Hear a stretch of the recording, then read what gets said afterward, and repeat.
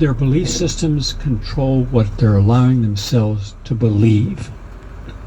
So if their belief system says, we are the only truth, then there's no other truth they're going to allow in.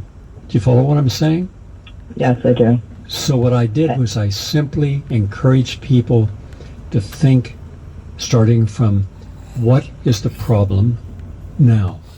How did you get there? What were the contributing factors to this problem? Because if you can understand the progenitor, what caused this at the beginning, then you don't have to repeat it in the future. And it's the repetition of our problems, going over and over and over, doing the wrong thing over and over and expecting a different outcome. It's not going to happen. So you were all liberated just to live decent, ethical, normal, happy, positive, caring lives. Yes or no? Yes, definitely. Good. Thank you, Nancy. Let's say hello to Jan. Gary. Hi, Jan. Your turn. Can you hear me? I can hear you fine. Please tell us what has changed in your life, and I'm going to ask you the same questions that I asked Nancy.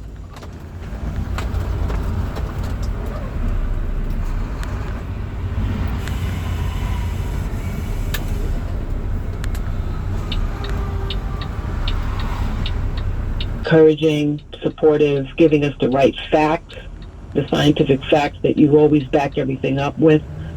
It changes your mindset. And like you said earlier, you're in the flow. So you are able to challenge yourself and throw off all the obstacles that might get in the way and address your goals. So one of my goals was to start my business, and I was successful. I launched my business in December, and a lot of it had to do with the drive, the motivation, journaling every day, and rebooting my mind, body, soul, and spirit. And when you do that, like you said, you're in the flow so that you can accomplish great things. Good for you. Okay, thank you. I appreciate you calling in and sharing these. By the way, I was just informed that we had a stream break for a period of time. Why, I don't know. But we're back up and running. Hopefully you were able to hear. You can call us at 888-874-4888. That's 888. Laura, your turn. Hi, Gary. Thanks for having me today and for opening it up. I really would like to speak to the energetic topic that you were referring to, and I noticed a huge energy shift for me, and I only was able to actually experience this in realizing how stressful my life actually was. And so that was huge. I work with energy daily through massage and somatic work with clients. And you're right. When you're kind of tapped into that, you can feel that void and you can feel that emptiness, but you can also feel the other energy as well as being positive. So for me, being surrounded with all of the people, we were able to talk really anytime. Like literally, if any of us had something to say, we could connect with each other even late at night, knowing that the message would be received the next day. So having that support was extremely helpful.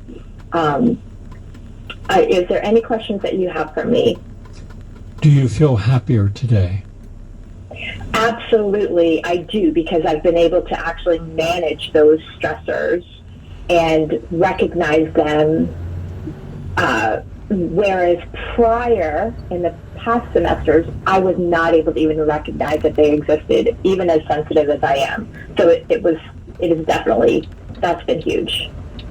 Good. Then the energy is out. Once you open that door to conscious awareness, then you become not just aware of everything around you, you become sensitized to it.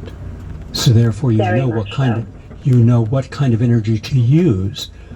You know, have you ever been to any of my lectures? Not personally, but I've listened to many of them, and most of them speak towards that energy as being the fundamental basis for everything. And Well, I have to. Yeah, go ahead. let me give you an example. And you can go up on GaryNull.com and download about 80 of them that I've just posted up there. These run over a period of years. But there's one that I went to, and look, I just know I'm told, Gary, you got to do a lecture tonight at 7 o'clock someplace. The car picks me up, I go and get out. And this was a huge center. I was told there were 7,000 people there. It's one of the largest lecture venues in all of it. And it's a performing center because there was a huge stage that they had sets and everything on. And my someone in my office, thank goodness, found out I was going to do it and says, hey, let's take a crew out there and film it. So they took 5 cameras and a whole technical crew from my office out. I wasn't told any of this, by the way, because I was busy doing what I was normally doing, and that day I was spending a lot of time in the laboratory. So I got in the car,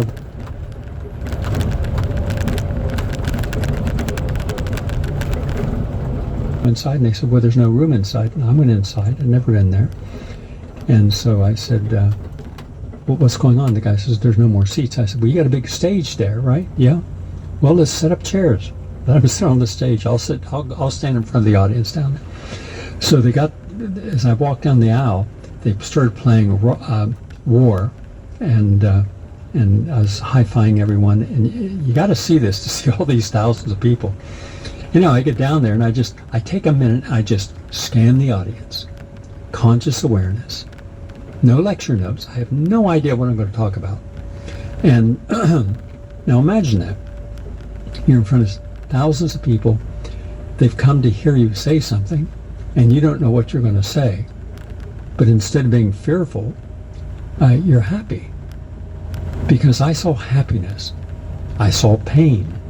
And I thought the best way of getting these people not to be fearful and to help them begin their healing journey, if they hadn't, is through laughter. So I just started to talk. I have no idea what I said. But 3 hours later, it was over. I said, thank you all. And it was a wonderful evening. And some guy came up to me and says, how without any notes did you keep talking articulately on things that were important? And you just led from one thing to another, and it's all spontaneous. I said, yeah. I said, did you all come here to hurt me? No. Then you came as friends? Yeah. Well, how do you act around your friends? You're relaxed. Yeah. So I was relaxed around my friends. So this was a wonderful evening with friends. So it's the mindset you start your thoughts with, because that creates the energy, and that energy then becomes a wave energy that goes into a crowd. So it's less important what I say than how they feel hearing that. The more important energy of healing is in the energy they feel. And again, I'll get into this in greater depth in the future. But so don't be afraid to allow your inner thoughts to be expressed. Whether they're articulate or not is irrelevant. It's how you project that energy. So when you're not afraid to project an energy, then what you're doing, you're seeing what someone needs, and you're supplying an energy to help put it back into balance. Because when we're laughing, we're all in balance. We're laughing at something, and it relaxes it, it de-stresses it. Now go through life with a smile each day. And that smile is a quiet laughter. You're happy. And with happiness, it's the foundation upon which everything is possible. There's no doubting. There's no resistance. There's no looking for the exit sign because you're afraid of not doing something right and being criticized. Don't be afraid of your imperfections, because all of life is imperfect if we get close enough to see it. But that doesn't mean it shouldn't be embraced and enjoyed. In fact, the only time we see something we consider perfection is when all of the failure of trying to make it perfect was photoshopped out of the final Leonardo da Vinci or Fred Astaire dance movement. By the way, best dance movement, the two best dance movements, the two best pair of dancers in American history, the Nicholas brothers, in the Cab Calloway film that they did. But the best pair, male and female, were Fred Astaire and Begin to Be Gain. Do you remember the woman who was his partner? Ike thought she was the most charismatic. She was... But you should never stop trying to attain a higher level of awareness. And each time you reach up, your thoughts, your energy exceed your limitations. And that's how we grow. Thank you for your calls. I don't have time to take any more, but I see there